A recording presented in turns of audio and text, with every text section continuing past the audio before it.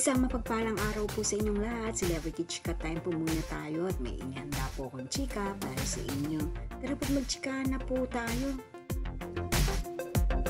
Asia's multimedia star na si Alden Richards may kumakalat na fake accounts. Yes, mga celebrity chika time. Yan po ang ichichika ko sa inyo na lubos pong usap-usapan sa social media ng mga netizens, lalong-lalo na nga po ng mga followers at supporters ni Tisoy. Yes po mga celebrity chika time. Bago po tayo dumako yan, inais ko po munang batiin mga timbahay, team abroad at mga seniors natin dyan. Shout out po sa inyong lahat at happy Wednesday po. Si Daddy Bay nga po ng Asia's multimedia star na si Alden Richards ay nagbigay po ng babala at anunsyo sa kanyang Instagram account.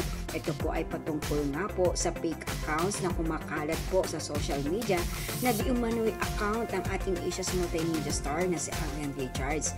Dito po ay ipinakita po ni Daddy Bay ang tunay po at real na account po ni Alden sa social media. At ito po ay makikita po natin na may blue badge. At ipinakita nga rin po ni Daddy Bay ang fake accounts ni Alden Richards na kumakalat nga po sa social media.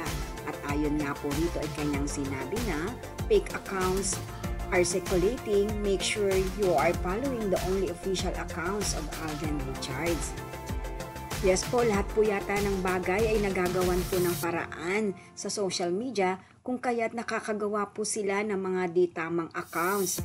At tulad na nga po dito sa anunsyo ni Daddy Bay na maging mapanuri po tayo at tingnan po natin kung totoo po ang accounts na ito ni Alden o hindi.